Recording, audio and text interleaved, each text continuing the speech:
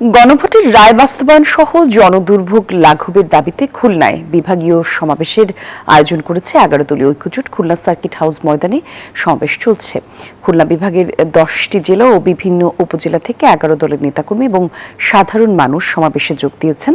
সমাবেশ ঘিরে শরিক দলের নেতাকর্মীদের মধ্যে ব্যাপক উৎসাহ ও উদ্দীপনাও তৈরি হয়েছে।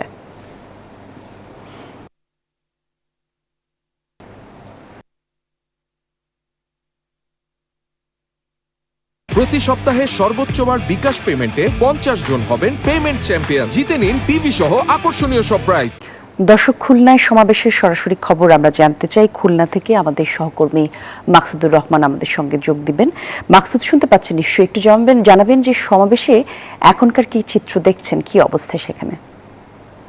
ঐক্য জোটের সমাবেশ আজকে অনুষ্ঠিত হচ্ছে। এখানে খুলনা বিভাগের বিভিন্ন জেলা উপজেলা থেকে নেতাকর্মীরা কিন্তু এখানে সমবেত হয়েছেন।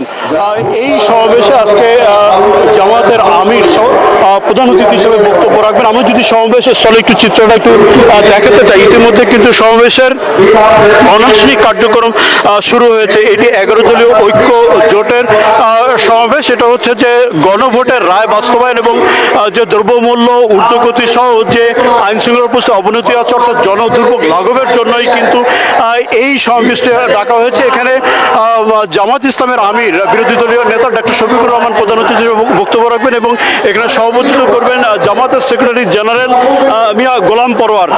যে দাবিটি এখানে তোলা হয়েছে যে সেটা হচ্ছে নেতাকর্মীরা বলছেন যে জ্বালানি, বিদ্যুৎ এবং দ্রব্যমূল্য ঊর্ধ্বগতি আইন শৃঙ্খলা অবনতিতে উদ্বেগ প্রকাশ করছেন এবং গণভোটের রায় বাস্তবায়ন না হলে রাষ্ট্রের যে প্রয়োজনীয় সংস্কার হবে না, এটি তারা বক্তব্যে তুলে ধরার চেষ্টা করছে। ইতিমধ্যে জামাতের আমির কিন্তু এসেছেন, তিনি এখনো মঞ্চে ওঠেননি, কিন্তু অন্যান্য সিনিয়র নেতারা কিন্তু মঞ্চে এসেছেন।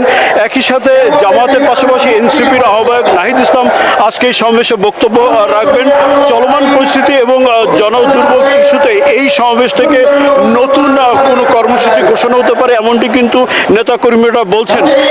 এখানে যে 11 দলীয় ঐক্য জোটের নেতাকর্মীরা আছে, সেই নেতাকর্মীরা কিন্তু এখানে এই সমাবেশে ইতিমধ্যে কিন্তু আসতে শুরু করেছেন এবং মাঠের আশেপাশে যে রাস্তা সড়কগুলো আছে সেখানে কিন্তু জনসাধারণের ভিড় আমরা দেখতে পাচ্ছি।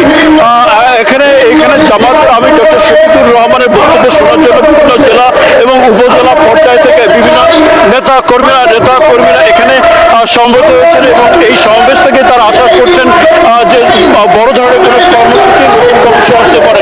এই সমাবেশ থেকে ফিরে যাবেন এবং নতুন কর্মসূচি পালন করবে। এই ছিল খুলনা সার্কিট হাউস থেকে 11 দলীয় ঐক্য জোটের সর্বশেষ সংবাদ। আমরা ফিরছি স্টুডিওতে। ধন্যবাদ আপনাকে।